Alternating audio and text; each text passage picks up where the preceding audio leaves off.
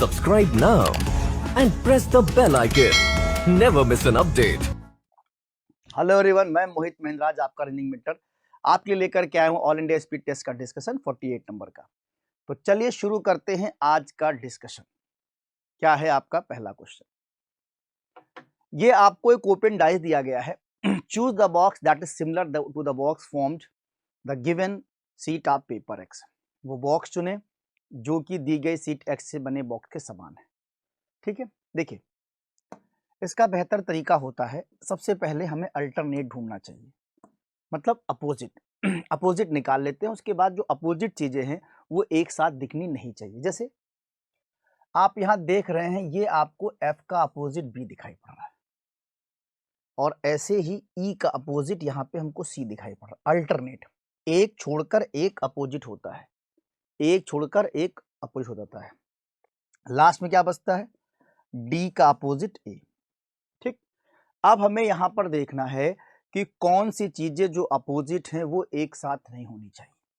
ठीक है, आइए देखते हैं। जैसे आप देखेंगे पहले वाले में आपके साथ F और B यहां पर अपोजिट था, F और B अपोजिट है, इसका मतलब पहला वाला विकल्प हमारा कैंसिल हो जाएगा, फर्स्ट विकल्प में नहीं बनेगी बात, क्योंकि अपोजिट चीजें एक साथ दिखाई नहीं पड़ती।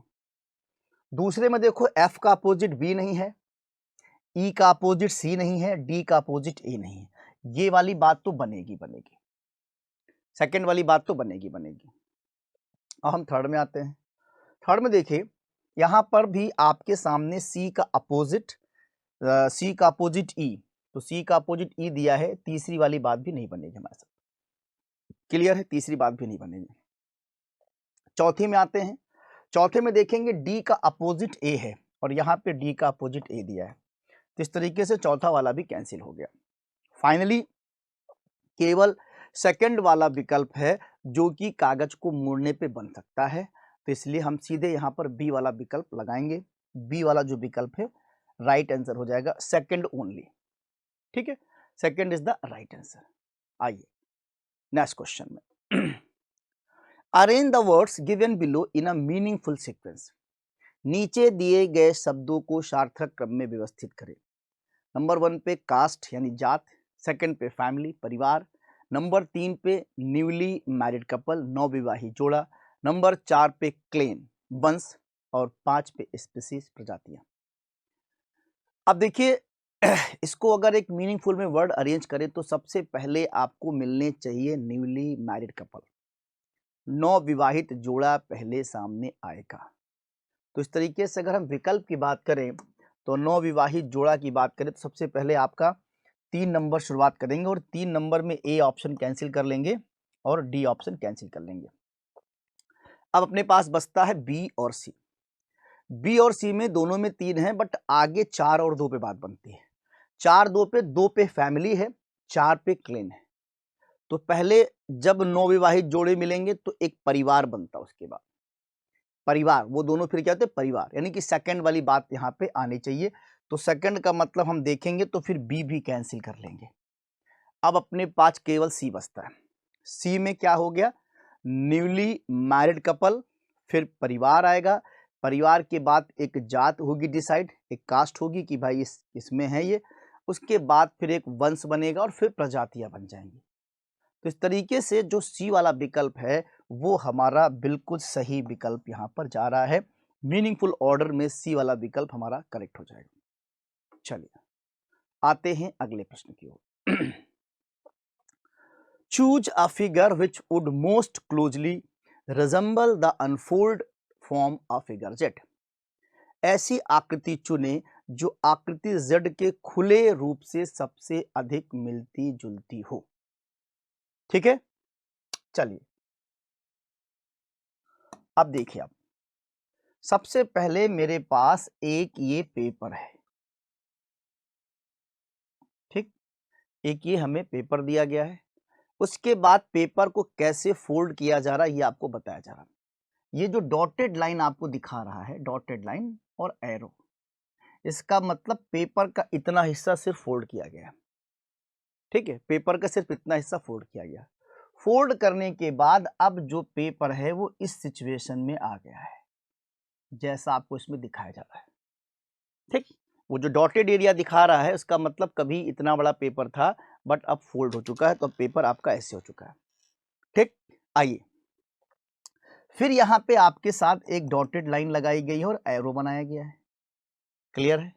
इसका मतलब पेपर इस साइड से भी फोल्ड किया जा रहा है, या यूं कहे पहले लेफ्ट से हुआ फिर राइट से भी हुआ, लेफ्ट राइट दोनों से फोल्ड हो गया, और फोल्ड होने के बाद पेपर अपनी इस सिचुएशन में आकर तैयार हो चुका है। ऐसे इधर से फोल्डेड हैं दोनों चीज, यहाँ पे पेपर आपकी बार फोल्ड करके आपको दिखाए जा रहे हैं। ठीक, अब आपको देखना है इसमें एक आपके सामने पंचिंग की गई है, आकृति में कट किया गया है। अब इसको ओपन किया जाएगा, इस आकृति को ओपन किया जाएगा। अब देखिए ओपन करने पे जो आकृति है इसमें कौन सी आकृति बनकर आएगी। सबसे पहले देखिए यहां पर पेपर फोल्ड रखा होगा तो पेपर ऐसे खुलेगा। खुलने का मतलब ये वाला जो पंचिंग है, ये एरिया जो खुला हुआ है इधर की तरफ आना चाहिए, खुला एरिया आना चाहिए। यानी कि ऑप्शन में अगर हम बात करें तो ऑप्शन में 1 ऑप्शन कैंसिल, क्योंकि खुला कोई एरिया नहीं है, और 4 ऑप्शन भी आपका कैंसिल हो जाएगा क्योंकि यहां पर भी बंद है। आ रही बात समझ में? जब यहां पर पेपर फोल्ड है और ये कट का निशान लगाया गया, तो जब ऐसे पेपर खुलेगा तो खुलने का मतलब यहां से पेपर का एरिया खुला होगा। क्लियर है? 1 वाला विकल्प और 4 वाला विकल्प आपका पहले से कैंसिल हो जाएगा, यानी कि ए और डी दोनों विकल्प नहीं आ सकते। ए ऑप्शन भी कैंसिल कर दिया, डी ऑप्शन भी कैंसिल कर दिया। अब हम 2 और 3 पे जाते हैं। 2 और 3 में बहुत सिमिलरिटी है, थोड़ा सा आपको देखना है कि कौन सा सही होगा। अब देखिए यहाँ पे ये भी आउटर ये भी आउटर है, लेकिन इसमें आप जरा सा रिजेम्बलेंस हल्का सा दिया हुआ है। क्या दिया हुआ है? यहाँ पे जब कट लग रहा है तो ये ऐसे की ओर टर्न कर रहा है, ऐसे, क्योंकि यहाँ पर टर्निंग हुई थी, लेकिन यहाँ पे टर्निंग ऐसे दिया हुआ है, सीधी टर्निंग दिया हुआ है। देख रहे हैं? तो इसका मतलब 3 वाला विकल्प भी हमारा गलत हो जाएगा, वो भी ओपन करने पे आकृति नहीं आएगी। ठीक है, तो 3 वाले विकल्प को भी हम यहाँ पे क्या करेंगे?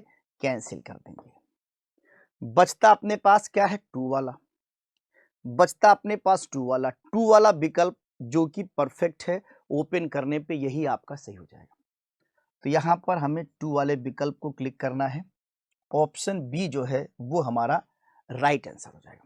इस तरीके से फिगर को ओपन किया था और उसी ऑर्डर में आपने जैसे से फोल्ड किया था उसी ऑर्डर में उसको ओपन करके आप देखते हैं तो ऑटोमेटिक आपको आकृति समझ में आ जाती है। आते हैं हम अपने नेक्स्ट क्वेश्चन की ओर। देखिए फिर आपके सामने choose the box that is similar to the box form from the given sheet of paper x. वो बॉक्स चुने जो कागज की दी गई सीट एक्स से बने बॉक्स के समान है। ठीक है, यहां पर जो आपको ये दिया गया है इसको फोल्ड करने के बाद कौन सी आकृति आपके सामने आएगी आपको ये देखना है। ठीक, सबसे पहले अपोजिट, ये इसका होगा अपोजिट, डॉट का अपोजिट आपका ये हो जाएगा। ठीक, इसके बाद ये वाला एरिया अपोजिट, बाकी ये जो चारों हैं ये आपस में अपोजिट होंगे। कैसे होंगे अपोजिट? आप देखिए जब आप इसको बंद करेंगे तो ये चारों ऐसे आएंगे, इसके सामने आपके सामने ये कलर्ड है, कलर्ड वाला एरिया आपके सामने ऐसे आ जाएगा। ठीक है, सिर्फ हम बाहर के कॉर्नर की बात कर रहे हैं। कॉर्नर का जो है ये कलर्ड वाला एरिया ऐसे आएगा और इसके सामने जो आएगा वो आएगा ब्लैंक। ठीक, ऐसे फिर ये वाला जो कलर्ड वाला एरिया है, ठीक, इस साइड वाला वो यहां पर आ जाएगा ऐसे, इसको भी हम कलर्ड कर दे रहे हैं। समझ रहे हैं आप?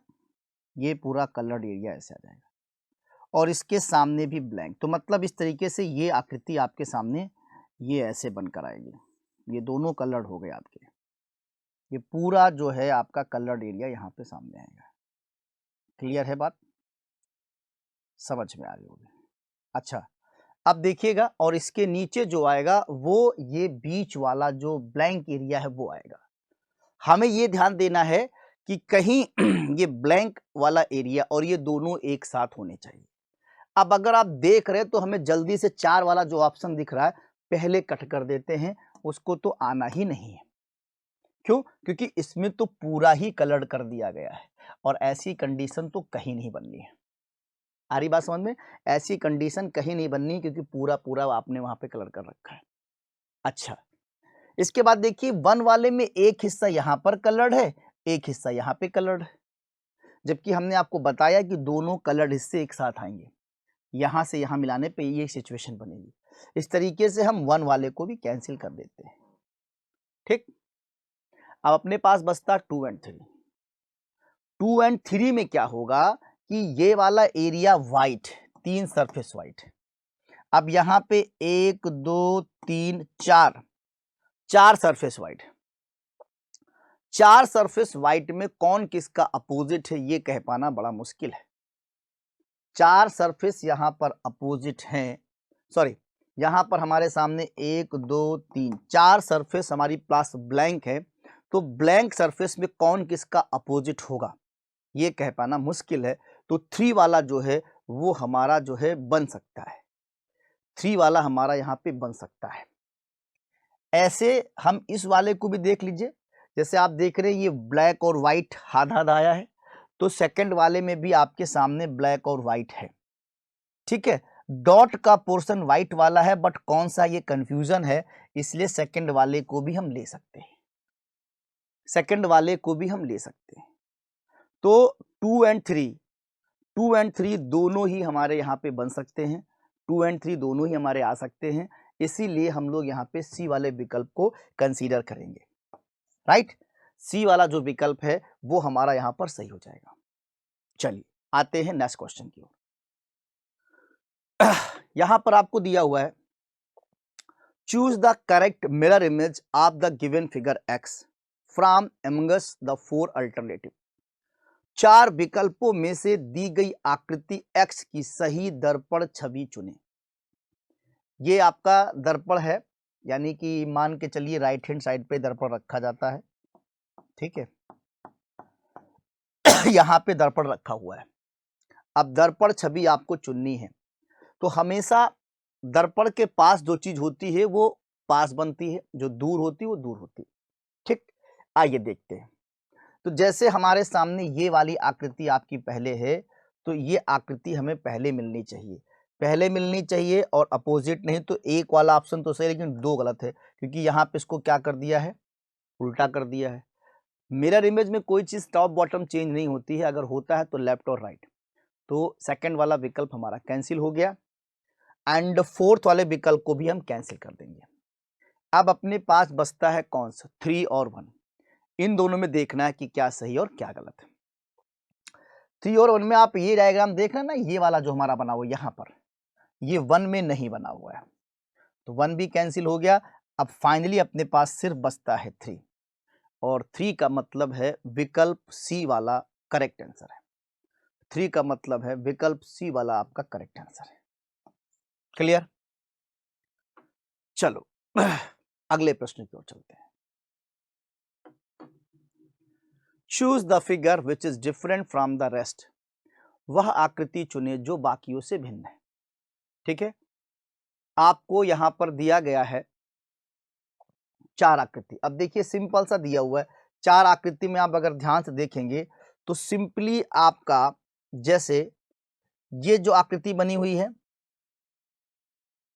ठीक है, 4 हिस्से में डिवाइड है। ठीक है, और 4 हिस्से में डिवाइड होने के बाद यहां इतना हिस्सा ब्लैक है, यहां भी आपका ये हिस्सा ब्लैक, ठीक, और यहां पर भी आपका ये वाला हिस्सा ब्लैक है ना। यहां पे आप देख रहे हैं कि ये जो आपका बना हुआ सर्कल है पूरा,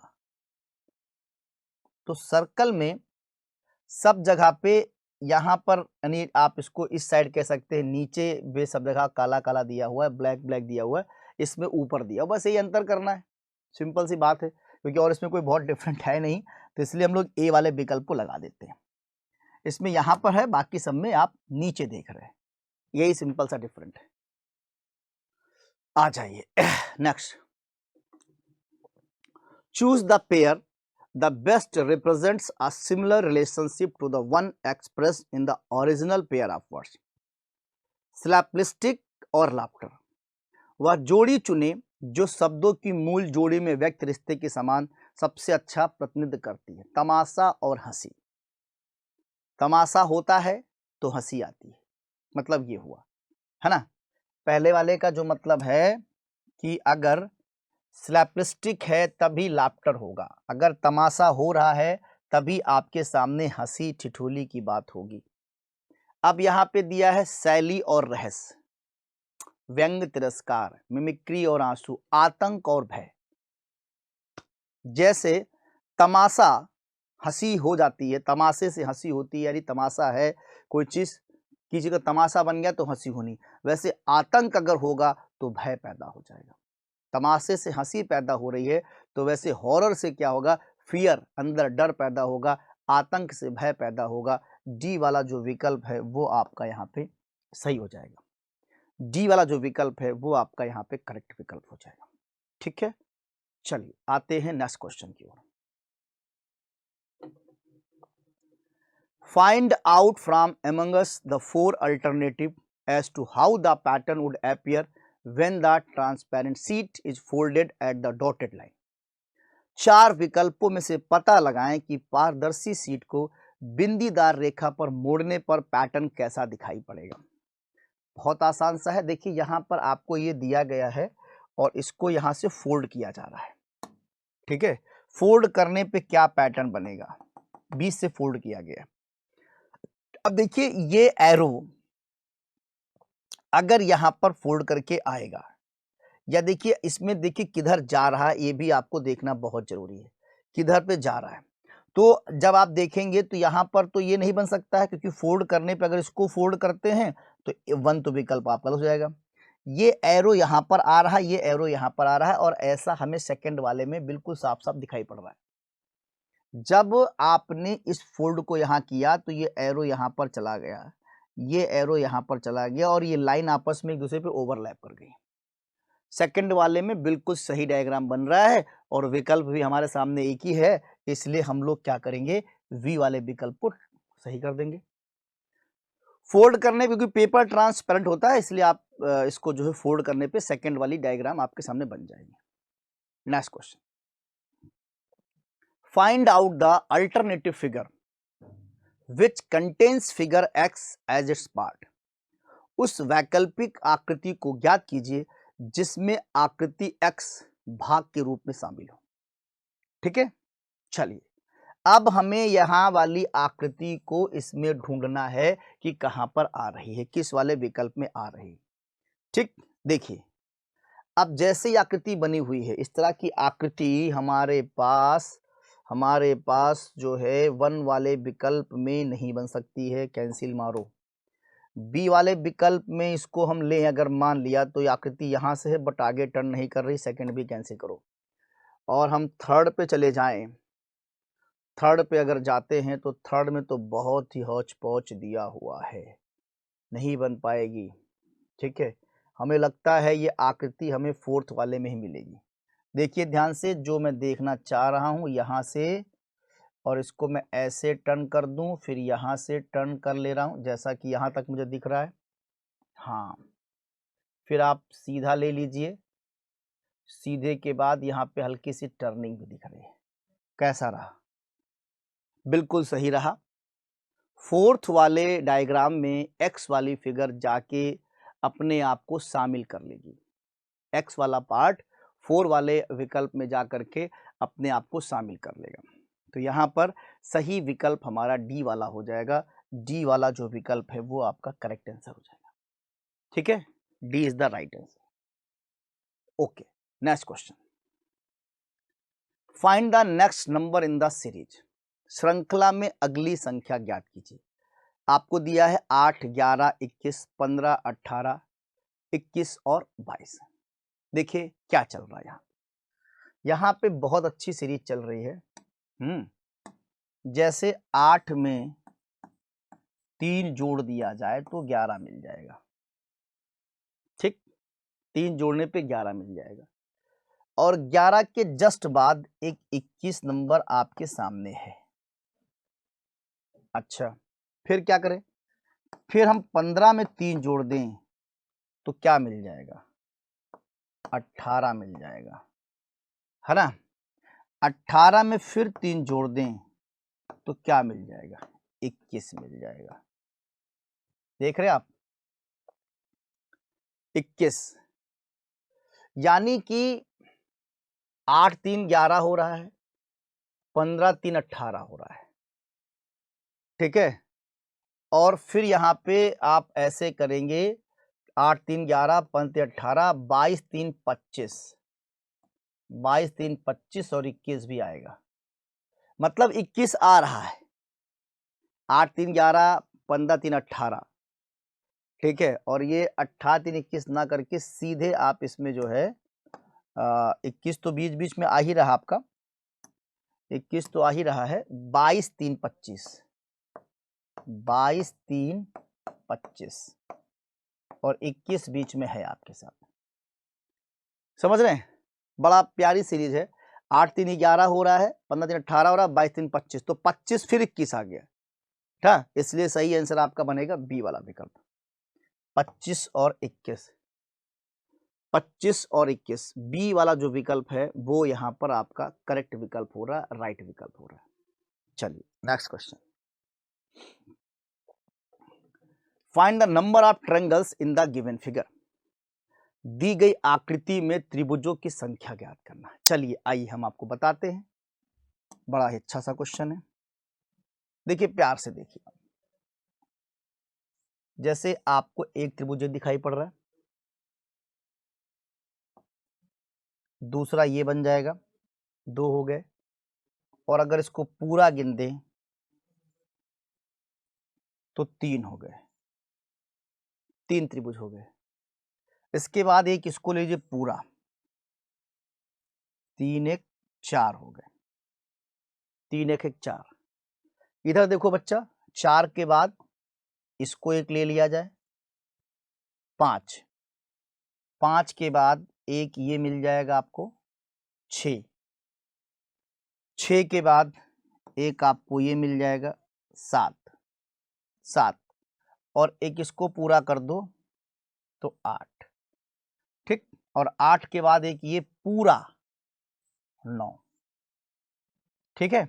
9 के बाद देखिए, 9 के बाद एक त्रिभुज आप यहां से ये पूरा ले लीजिए, 9 1 10, देख रहे हैं आप, 10 और इसके जस्ट अपोजिट 11, 11 देख रहे हैं आप, जहां पे मैं बार बार मार्क कर ले जा रहा हूं, 11, 11 के बाद एक त्रिभुज आपका ये भी बनेगा, यहां से यहां तक, यहां से यहां तक, जिस पे मैं मार्कर रख रहा हूं 12, देख रहे हैं आप, जिस पे मैं मार्कर रख रहा हूं 12, ठीक है।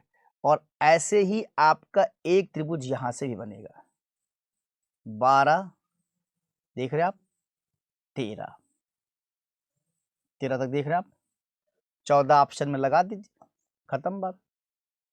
14 इज द राइट आंसर, 14 आपका करेक्ट आंसर है। Next, identify the figure that complete the pattern. उस आकृति को पहचाने जो पैटर्न को पूरा करती है। यहां पे क्वेश्चन मार्क लगा हुआ है, कौन सी आकृति जाकर के उस क्वेश्चन मार्क को सेटिस्फाइड करेगी। बड़ा आसान सा क्वेश्चन है। देखिए, अगर आपको थोड़ा सा दिख रहा होगा तो ये आकृति में यहाँ पर किनारे पे हल्का सा लाइनिंग है, लाइनिंग है, और ये बीच में भी आपको दिख रहा होगा, ये हल्का सा यहाँ पर लाइनिंग है। तो हमें जो आकृति है यहाँ पर हमें लाइनिंग चाहिए, लाइनिंग चाहिए। 1 वाले ऑप्शन में नहीं हमें दिख रही है, 1 वाले में नहीं दिख रही हमको, ठीक है, ओके। उसके बाद लाइनिंग 2 वाले में तो है, 2 वाले में लाइनिंग है, लेकिन किनारे भी लाइनिंग चाहिए जो कि 2 में नहीं है, ठीक है। देख रहे हैं आप, जैसे ये लाइन दिख रही है और ये लाइन दिख रही है। अच्छा, तो ये मामला 3 वाले में है, 4 में भी नहीं है, 4 भी कैंसिल हो गया। फाइनली जो है 3 वाला जो विकल्प है वो हमारा करेक्ट विकल्प हो चुका है, राइट। तो 3 ऑप्शन सही है, option C is the right answer. Option C जो है ये करेक्ट हो जाएगा। Select the option that is related to the third word in the same basis as the second word is related to the first word. उस विकल्प का चयन करें जो तीसरे शब्द से उसी आधार पर संबंधित है जिस प्रकार दूसरा शब्द पहले शब्द से संबंधित है। देखिए बड़ा आसान सा क्वेश्चन है। कप कॉफी पीने के काम आता है। कप में क्या करते हैं? कॉफी पीते हैं। बाउल कटोरे में क्या पिया जाएगा? तो कटोरे में जो ऑप्शन आपको दिया है, व्यंजन तो कटोरे में खाएंगे नहीं, सूप पीते हैं। सूप बिल्कुल आसान सा है। कटोरे में क्या पिएंगे? सूप पिया जाएगा। चलिए 14 बड़ा अच्छा सा क्वेश्चन है, आर्गुमेंट का क्वेश्चन है।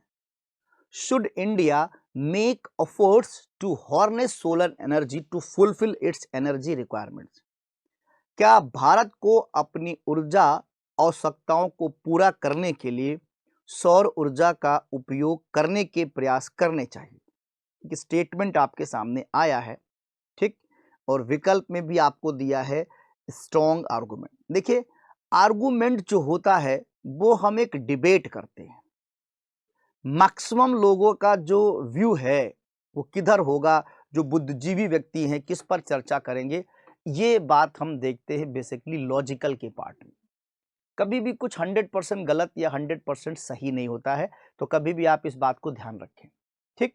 तो जैसा हमें स्टेटमेंट दिया गया है कि क्या भारत को अपनी ऊर्जा आवश्यकताओं को पूरा करने के लिए सौर ऊर्जा का उपयोग करने के प्रयास करने चाहिए, तो पहला आर्गुमेंट आता है yes. Most of the energy sources used at present are exhaustible. हाँ, वर्तमान में उपयोग किए जाने वाले अधिकांश ऊर्जा स्रोत समाप्त होने योग्य हैं, जैसा कि ये आपका पहला वाला आर्गुमेंट आपसे कह रहा है, ठीक। चलिए भाई, तो ये बात तो बिल्कुल सही है कि जैसे हमारे पास जो रिसोर्सेज हैं, एनर्जी के रिसोर्सेज हैं, जैसे आपका पेट्रोल है, सीएनजी है, कोयला है, ये इतिहास सब खत्म पे ही है। एक लिमिटेशन है इनके पास, खत्म होना ही होना है। 10 साल, 20 साल, 50 साल खत्म होना है। लेकिन सोलर एनर्जी है, यानी जो सौर ऊर्जा है, जब तक सूरज चांद रहेगा तब तक इस एनर्जी का नाम रहेगा। तो मतलब सूर्य को तो कहीं नहीं जाना है और खत्म भी नहीं होना है, क्योंकि रोज सूरज आपके सामने निकलता है, रोज धूप होती है, रोज शाम तक ढल जाता है, तो उसमें कभी खत्म होने का तो नाम ही नहीं है। तो सोलर एनर्जी एक ऐसी एनर्जी है जो कभी भी नहीं समाप्त होगी। इसीलिए वर्तमान में जो एनर्जी हैं वो खत्म होने योग्य है, इसलिए हमें सोलर एनर्जी पे फोकस करना चाहिए। पहला वाला जो आर्गुमेंट है वो हम सही कर रहे हैं। Second, no, harnessing solar energy requires a lot of capital which India lacks in. नहीं, सौर ऊर्जा के उपयोग के लिए बहुत अधिक पूंजी की आवश्यकता होती जिसकी भारत में कमी है। ये एक अलग पार्ट है, ये हमारा आर्गुमेंट कोई स्ट्रॉन्ग आर्गुमेंट नहीं है, ठीक है, क्योंकि जो इंपॉर्टेंट है, जो जरूरी है, उस पर हमें काम करना पड़ेगा। जरूरी है हमारे लिए एनर्जी, बगैर एनर्जी के हम सरवाइव नहीं कर सकते हैं, इसलिए हमको उस पर ध्यान देना पड़ेगा। धीरे धीरे करेंगे, एक साथ नहीं करेंगे, बट धीरे धीरे मार्केट में हम सोलर एनर्जी को लाएंगे, धीरे धीरे सोलर एनर्जी का प्लांट लाएंगे, जिससे कि हम जो है किसी अदर रिसोर्सेज पे डिपेंड ना हो करके सोलर एनर्जी पे डिपेंड हो जाएं, तो हमें बेहतर रहेगा, ठीक है। तो यहाँ पर सही आंसर हमारा हो जाएगा only first argument strong, C is the right answer. C वाला जो विकल्प है वो आपका सही विकल्प हो जाएगा, ठीक है। चलिए नेक्स्ट क्वेश्चन की ओर चलते हैं। Which of the following option will replace the question mark? निम्नलिखित में से कौन सा विकल्प प्रश्न चिन्ह का स्थान लेगा? ठीक है, आइए यहाँ पे आपको दिया गया है, बड़ा आसान सा क्वेश्चन है। देखिए आप, अगर ये 7 9 4 है, तो अगर हम 7 और 9 को जोड़े तो कितना आएगा? 9 7 16, और ऊपर का ये 4 यहाँ से माइनस कर दिया जाए तो जो बीच में 12 है वो हमें दिखाई पड़ गया। 7 9 को जोड़ दिया, 7 9 16, 16 में से 4 गई तो आ गया 12। ऐसे सेकंड में देखें 1 + 4 मतलब 5, 1 + 4 मतलब 5, और 5 में से 1 सब्ट्रैक्ट कर दे तो क्या हो जाएगा 4, जैसा कि वहां पर बीच में 4 आया है। तो सेम यहां तीसरे वाले में भी हमें करना है। पहले 6 और 5 को जोड़ लेते हैं। 6 + 5 11, -2 करेंगे क्या हो जाएगा 9। 9 का मतलब सी वाला जो विकल्प है वो आपका यहाँ पे करेक्ट हो जाएगा। सी वाला जो विकल्प है वो आपका यहाँ पे करेक्ट हो जाएगा। नीचे की दोनों डिजिट का सम और ऊपर टॉप लेवल पे जो डिजिट थी उसको सब्ट्रैक्ट करके सेंटर में डिजिट आ रही है। ये लॉजिक यहाँ पे आपका चल रहा था। Clear? Next question, which set of letters when sequentially placed at the gaps in the given letter series shall complete it? अक्षरों का कौन सा समूह दिए गए अक्षरों की श्रृंखला में रिक्त स्थानों में क्रमिक रूप से रखे जाने पर इसे पूरा करेगा? बड़ा इंटरेस्टिंग क्वेश्चन होता है ये। इसमें सिर्फ एक अच्छा फील आना चाहिए कि सीरीज को पढ़ने में कहने में बेहतर लग रहा हो। आइए ट्राई कर लेते हैं यहाँ पे क्या रखा जाएगा। ठीक, जैसा कि आपको दिया गया है यहाँ पे, अगर मान लिया हम ए वाला विकल्प लेते हैं, सपोज दैट, तो जैसे हमने यहाँ पे ए को रख दिया, फिर ए को रखने की बात है, फिर ए को रखने की बात, 3 बार ए दिया हुआ है। अब देखिए 3 बार ए है, बी है, और उसके बाद एक आपका खाली बच रहा है यहाँ पे, फिर बी आप कर सकते हो, यहाँ पे फिर बी कर सकते हो। अब इस सीरीज को अगर हम 3 बनाते, मान लिया 3 बार ए है, 3 बार बी ए है, बी ए है, बी ए है, नहीं, कोई बेहतर सीरीज नहीं बन रही है, इसलिए हम इसको नहीं फॉलो करेंगे। अच्छा, अब हम आते हैं दूसरे वाले पे। दूसरे में ए बी आपको दिया, जैसे मान लिया हमने यहाँ पर ए रख दिया तो 2 बार ए हो गया अपने पास। ठीक है, यहाँ पे हमने बी कर दिया तो ए बी हो गया। फिर यहाँ पे ए कर दिया तो देखो ये ए है, ये बी है, ये ए है, लेकिन अब फिर बी नहीं आ रहा है, मतलब नहीं, ये भी जमा नहीं, कुछ ये भी नहीं जमा। ठीक, अब थर्ड पे आते हैं। जो थर्ड पे आपको दिया है बी ए, और यहाँ पे फिर ए, उसके बाद फिर बी है, तो चलिए जैसे बी ए हो गया, और ये हो सकता है बी ए हो जाए, फिर बी ए हो जाए, है ना। तो 2 बार आप 3 चीज रख चुके हैं, चौथे नंबर पे, तीसरे नंबर पे आपको मिलेगा ए।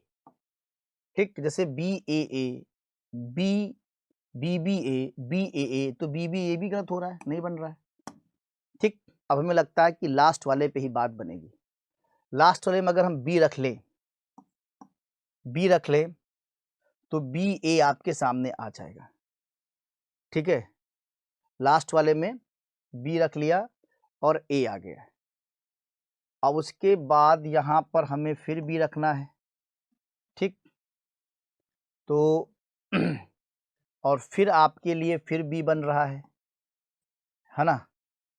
तो हमें लग रहा है कि ये जो है B A double B, B A और बी ए, बी ए और के, मुझे लग रहा है कुछ गैपिंग यहाँ पे गड़बड़ आई है। बी ए, अगर हम इसको बी ए कर देते हैं या एक बार रोक लेते हैं तो बी ए होना चाहिए।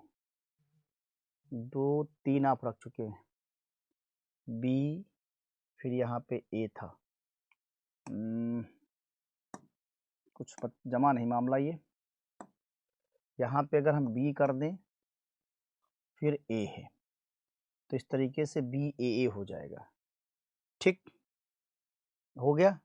अब हम बी कर दें तो बी ए यहाँ पर हो जाएगा, बी ए हो जाएगा। अच्छा चलिए ठीक है, बी ए हो जाएगा, बी ए हो जाएगा, फिर बी ए हो जाएगा। हाँ बन गया भाई, बी ए बी ए और बी ए, वेरी गुड, हाँ ये बन गया।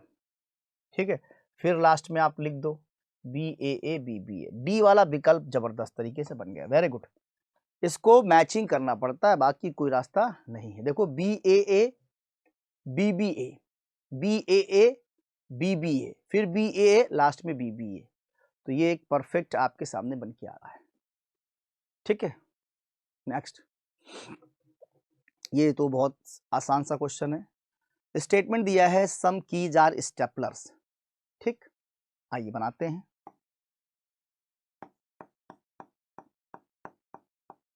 सम कीज आर स्टेपलर।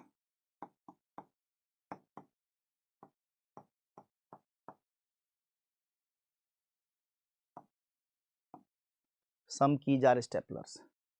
सम उसके बाद है some staplers are stickers. Some staplers are stickers.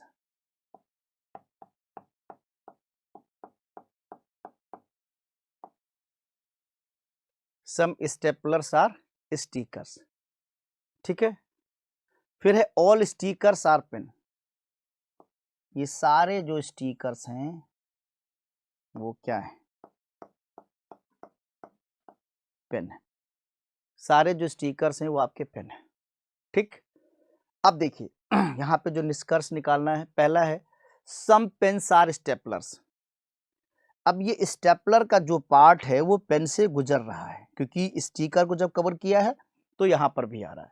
तो जो फर्स्ट वाला कंक्लूजन है वो आपका फॉलो कर रहा है, सम पेन्स आर स्टेपलर्स। दूसरा, some stickers are keys. Some stickers are keys. Sticker यहाँ पर है और की यहाँ पर, इन दोनों में कोई रिलेशन नहीं। सम स्टिकर्स आर की, इन दोनों में कोई रिलेशन नहीं है, इसलिए सेकंड वाला जो कंक्लूजन है वो फॉलो नहीं करेगा, केवल वन वाला फॉलो करेगा। Only conclusion first follow. Answer आपका क्या हो जाएगा, सी वाला हो जाएगा। आंसर आपका सी वाला हो जाएगा, राइट। चलिए next question. Find out the alternative which will replace the question mark. वह विकल्प ज्ञात कीजिए जो प्रश्न चिन्ह का स्थान लेगा, ठीक। चलिए आइए देखते हैं, बहुत ही आसान सा क्वेश्चन है। यहां बी से लेकर ए तक क्या चल रहा है, -1 चल रहा है। बी का नंबर 2 होता, ए का 1 होता। ई से लेके डी तक क्या चल रहा है, -1 चल रहा है, ठीक, -1 चल रहा है। जी से लेके एफ तक क्या चलता है, -1 चल रहा है। जी से लेके एफ तक क्या चल रहा है, -1 चल रहा है, ठीक। के से लेके जे तक क्या चल रहा है, 10, 11, -1 चल रहा है। पूरा सीरीज जो है -1 चल रहा है। सेम हम आपको फॉलो कराएंगे, जैसे P का नंबर है 16, तो यहाँ पे चलेगा -1। -1 का मतलब 15, O आएगा। तो पहला विकल्प तो बी ही आपका हो जाएगा, जैसे कि स्टार्टिंग में O वहीं पे लिखा हुआ है। हम पूरा चेक कर लेते हैं। S 19 है, -1, 19 का मतलब 18, जो कि आपको वहां दिया गया है। V 22 है, -1, तो यहाँ पे आपका आ जाएगा 21 U, ठीक। Y 21 है, 21 है, -1 हो जाएगा।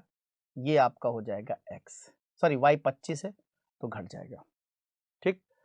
सही मामले में ORUX is the right answer हो जाएगा। क्लियर है। आइए नेक्स्ट क्वेश्चन पे चलते हैं। Question number 19। A, P, R, X, S and Z are sitting in a row and all are facing north. A, P, R, X, S और Z एक पंक्ति में बैठे हैं और सभी उत्तर की ओर मुख किए हुए हैं। S and Z sit in the middle. S और Z बीच में बैठे हुए हैं। A and P are sit at the ends. A और P किनारे पर बैठे हुए हैं। R sit immediately left of A. X is the neighbor of P and S who sit immediate right of P. चलिए आइए देखते हैं। अब यहाँ पर आप देखिए, सबसे पहले कह रहा है A और P किनारे पर बैठे हुए, हमें पता नहीं है। अब मान लिया हमने एक बार A यहाँ रख दिया और हमने एक बार P यहाँ रख दिया, ठीक। A यहाँ पर आ गया और P यहाँ पर आ गया। अब एक बार हम P यहाँ कर देते हैं और एक बार A को हम यहाँ कर देते हैं, राइट। इस तरीके से आपका A और P बैठ जाए। कितने लोग आपको दिए हैं, 1 2 3 4 5 6, 1 2 3 4 5 6, 6 लोग हैं। तो इस तरीके से आपके पास ये 2 सीट बन चुकी हैं, 3 4 5 6। ऐसे यहाँ पर भी है 2 सीरीज आपने बना लिया है, 1 2 3 4। ठीक, अब आपसे कहता है कि S और Z मिडिल में है, S और Z। अब या तो मिडिल की जब बात कर रहा तो S यहाँ पे हो सकता है या Z यहाँ पे हो सकता है, या Z यहाँ पे हो सकता है या S यहाँ पे हो सकता है, क्योंकि Z और S किस में, मिडिल में भी। यही कंडीशन यहाँ पर भी आप ले लीजिए, Z और S को लेकर के, S और Z को लेकर के। ठीक है, ये दो अलग अलग पार्ट में हम बना रहे हैं आपके सामने। ठीक, उसके बाद क्या कहता है, R sit immediately left of A। ये लाइन देखिए, R sit immediately left of A, R जो है A के तुरंत लेफ्ट में है। अब यहाँ पे जो A का लेफ्ट है वो तो खाली चल रहा है, वो तो लास्ट में रख दिया आपने, इसका मतलब ये वाली तो कंडीशन आपके सामने बननी ही नहीं, ये हो गई गलत। ये वाली कंडीशन तो नहीं बननी, क्योंकि R sit immediately left of A बोला है तो A के लेफ्ट में तो प्लेस नहीं है। टोटल 6 पर्सन थे तो 6 पर्सन में तो ये वहां बैठ नहीं सकता, इसका मतलब पहली वाली कंडीशन गलत होगी। और इस तरीके से R को हम यहाँ कर देंगे, R sit immediately left of A हो गया। ठीक, अच्छा, X is the neighbour of P and S। X पड़ोसी है किसका, P और S का, तो P यहां पर है, P यहां पर है, X दोनों का पड़ोसी है, इसका मतलब जो X यहां पर आएगा तो फाइनली यहां पे S होगा, Z यहां पर नहीं होगा। Z यहां पे नहीं होगा तो फिर आपका Z यहां पे हो जाएगा। तो जो फाइनल बनेगा arrangement P X S and Z वहां पे आएगा, यहां पे Z आएगा आपका Z R A। ये अरेंजमेंट हमारा फाइनल है, समझ रहे आप, P X Z R A, ये हमारा फाइनल अरेंजमेंट बनकर आएगा।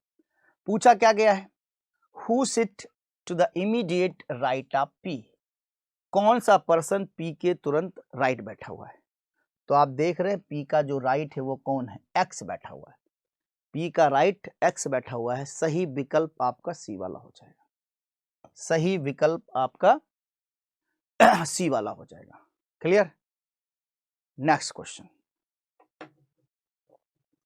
एक सीरीज आपको दी गई है, F2 blank D8 C16 B32 ऐसे चल रहा है। आइए देखते हैं, F है, यहाँ पे 2 है, फिर ये डॉट डॉट है, कॉमा लगा हुआ है, D है, ये 8 है, फिर कॉमा लगा हुआ है, C है, 16 है, फिर आपके सामने B है, 32 है, फिर आगे चल रहा है। अब आप देख रहे हैं जो नंबर है 8 दूना 16 दूना 32 यानी 2 दूना 4, नंबर में 4 तो आना ही है, नंबर में 4 तो आना ही है, और विकल्प में जो 4 है वो आपका कहां पर है, बी और सी में है, यानी G4 या E4। अब आइए लेटर में देख लेते हैं, लेटर में इसका नंबर 2 है, इसका नंबर 3 है, इसका नंबर 4 है, यहाँ पे नंबर 5, यहाँ पे नंबर 6, 2 3 4 5 6 घटते नंबर में है, 6 5 4 3 2, तो 5 का मतलब है E आएगा, इसका मतलब सही आंसर E4 आएगा। यहाँ पे आप क्या रखोगे, E, है ना। लेटर में -1 हो रहा है, डिजिट में ×2 हो रहा है, लेटर में -1 हो रहा है, डिजिट में ×2 हो रहा है, इसलिए सही विकल्प हमारा जो है सी वाला चला जाएगा, राइट। चलिए नेक्स्ट क्वेश्चन में, हाँ, pointing to a photograph, Lata says, he the son of the only son of my paternal grandfather, how is the man in the photograph related to Lata. एक तस्वीर की ओर इशारा करते हुए लता कहती है, क्या कहती है, वह मेरे दादा के इकलौते बेटे का बेटा है। तस्वीर में दिख रहा व्यक्ति लता से किस प्रकार संबंधित है। बड़ा ही आसान सा क्वेश्चन आपके सामने आ जाएगा। ठीक, जैसे लता ने किसी को देखा फोटो में, क्या कहा, he the son only son of my paternal grandfather, paternal grandfather. ठीक, तो पैटर्नल का मतलब होता पापा के पापा, पापा, लता के पापा के पापा यानी ग्रैंडपा, है ना, ग्रैंडफादर के इकलौते बेटे, का वो कौन है, बेटा है। मतलब यहां पर है जिसको बताया जा रहा है, यहां पर सन है। तो तस्वीर में दिख रहा व्यक्ति लता से किस प्रकार संबंधित, सिंपल सिबलिंग्स यानी ब्रदर, इसका ब्रदर ही तो है। ए वाला विकल्प यहां पर करेक्ट हो जाएगा। ए वाला जो विकल्प है वो आपका राइट हो जाएगा, है ना। तस्वीर की ओर इशारा करते हुए लता ने इसकी ओर देखा और कहा मेरे ग्रैंड पेरेंट्स, पैटर्नल ग्रैंडफादर, देखिए फिक्स भी कर रखा है पैटर्नल ग्रैंडफादर, तो पैटर्नल ग्रैंडफादर है ये, है ना, पीजीपी पीजीएफ, पैटर्नल ग्रैंडफादर, पापा के पापा, पापा के पापा का इकलौता बेटा तो पापा ही हुआ, मेरे पापा के पापा का इकलौता बेटा मेरा पापा हुआ, है ना।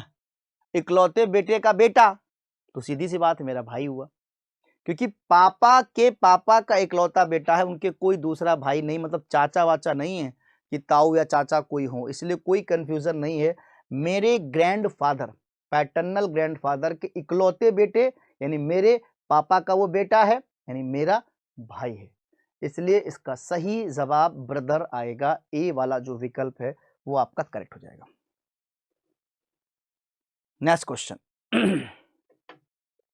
डायरेक्शन का है। Radha moves towards southeast a distance of 7 km. Then she moves towards west and travels a distance of 14 km. From here she moves towards northwest a distance of 7 km. Finally she moves a distance of 4 km towards east. Now how far is she from the starting point? आइए, तो राधा सबसे पहले चलती किधर है, south east की तरफ, कितना, 7 किलोमीटर। डायरेक्शन के बारे में आप अगर जानते हो तो आप सिंपली, ये आपका ईस्ट है, ये वेस्ट है और ये नॉर्थ है और ये साउथ है, इसको ऐसे कर लीजिए, ये आपका होता है नॉर्थ ईस्ट, ये आपका होता है साउथ ईस्ट, ये होता है साउथ वेस्ट, ये होता है आपका नॉर्थ वेस्ट, करेक्ट। अब देखिए ध्यान से, आप डायरेक्शन आपको जरूर आनी चाहिए। अब जब उसने कहा कि सबसे पहले Radha moves towards south east a distance of 7 kilometre, तो जैसे समझ लीजिए यहाँ पर मान लिया उसको हमने रखा है, ठीक, तो ये ऐसे साउथ ईस्ट की ओर चली जाएगी और कितना कवर करेगी, 7 kilometre south east. Then she move towards west and travel distance of 14 kilometre, वहां से वो कहाँ जा रही है, वेस्ट की ओर जा रही है। अब देखिए ये तो इसका क्या था, साउथ ईस्ट था, वेस्ट इधर की ओर होगा और कितना कवर करी, 14 किलोमीटर, यानी थोड़ा सा इसको हम और बढ़ा लेते हैं, 14 यहां पर मान के चलिए, ज्यादा चली जाएगी 14 किलोमीटर, ठीक, 14 किलोमीटर आपका वेस्ट की ओर चला गया, ठीक। इसको थोड़ा सा छोटा कर लेते हैं जिसमें कि ये लाइन ज्यादा बड़ी ना होने पाए, इतने पे रोक लेते हैं ना, 7 किलोमीटर डिस्टेंस हो गई। अच्छा, फिर from here she moves toward north west direction, north west distance of 7 kilometre, जहां से वो नॉर्थ वेस्ट की ओर जा रही, यानी कि उधर की ओर खिसकना पड़ेगा, थोड़ा सा मुझे और कम बनाना पड़ेगा यार इसको, नॉर्थ वेस्ट की ओर जा रही, देखो इसको ऐसे ले लेते हैं यहाँ तक और फिर यहाँ से कर लेते हैं नॉर्थ वेस्ट, ऐसे ऐसे, है ना, क्योंकि वो उसके बिल्कुल पैरेलल ही चल रही है। 7 kilometre north west, 7 kilometre north west ही जा रही है, इसके पैरेलल ही बन रहा मामला। ऐसे कर लेते हैं, ठीक, ऐसे बन रहा है। Finally she moves a distance of 4 kilometre towards east, वहां से 4 किलोमीटर चलती ईस्ट की ओर, ये इतना 4 किलोमीटर आपकी कहाँ चल रही, वो ईस्ट की ओर चल रही है। How far she from starting point, ये इसका एसपी स्टार्टिंग पॉइंट और इसका ईपी एंडिंग पॉइंट, यहाँ की बीच की, अब देखो ये 7 है, ये 7 है, ये 14 है, तो ये भी 14 होगी, तो इसमें कितना बच रहा है, 10 किलोमीटर डिस्टेंस आपकी वहां से बच रही है, अपने प्रारंभिक बिंदु से उसकी दूरी 10 किलोमीटर बच रही है। क्लियर है, चलो भाई next. There of the following 4 arrive on a certain way and hence form a group. Which one of the following does not belong to that group? निम्नलिखित 4 में से 3 एक निश्चित तरीके से समान है, इसलिए एक समूह बनाते हैं। निम्नलिखित में से कौन सा समूह से संबंधित नहीं है? गंगटोक, सिंहभूम, हैदराबाद, चेन्नई। बड़ा आसान सा क्वेश्चन है। गंगटोक भी एक स्टेट की राजधानी है, हैदराबाद भी राजधानी, चेन्नई भी राजधानी, सिंहभूम कहीं की कोई राजधानी नहीं है। तो सीधी सी बात है, बी वाला डिफरेंट। बाकी सारे इंडिया के स्टेट जितने हैं उनका वो कैपिटल है। क्लियर है? तो आसान सा क्वेश्चन था ये। Next, which of the following Venn diagram indicate the best relation between जज, थीव्स एंड क्रिमिनल्स? ठीक है, निम्नलिखित में से कौन सा वेन आरेख न्यायाधीश, चोरों और अपराधियों के बीच सबसे अच्छे संबंध को दर्शाता है? तो बड़ा आसान सा है, जितने सारे चोर होंगे वो सब होंगे अपराधी, न्यायाधीश बेचारा अलग होगा, उससे कोई दूर दूर तक मतलब नहीं है। तो सिंपली बी वाला राइट आंसर हो जाएगा। बी वाला जो विकल्प है वो करेक्ट है। चोर इसके अंदर, अपराधी के अंदर सारे चोर, और न्यायाधीश अलग हो जाएगा। क्लियर है? चलिए, which word does not belong with the others? कौन सा शब्द दूसरे शब्द से संबद्ध नहीं है? पार्सले, अजवाइन, बैसिल, तुलसी, डिल, सोवा, मायोनेज। ठीक, तो आप देख रहे होंगे जो मेयोनीज है जिसे कहते हैं, ये तीनों आयुर्वेदिक हैं, यानी एक प्रकार से जड़ी बूटी हैं। बट डी जो है ये आयुर्वेदिक नहीं है, ये डिफरेंट हो जाएगा। तो इस तरीके से इसमें जो आपका मायोनीज है यानी डी जो है वो आपका अलग हो जाएगा। सिंपली ये वाला आपका अलग आंसर हो जाएगा। तो समझ में आया आपको कि कैसे जो है हम लोग को प्रश्न को जल्दी करना होता है, सही करना होता है। इन सारी चीज़ों के लिए आप हमारे साथ स्पीड टेस्ट डिस्कशन में हमेशा जुड़े रहें, जो कि आपके लिए बहुत ही फ्रूटफुल होगा। ठीक, चलिए, thank you class.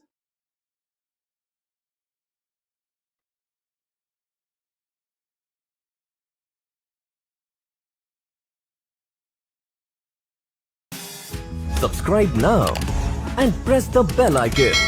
Never miss an update.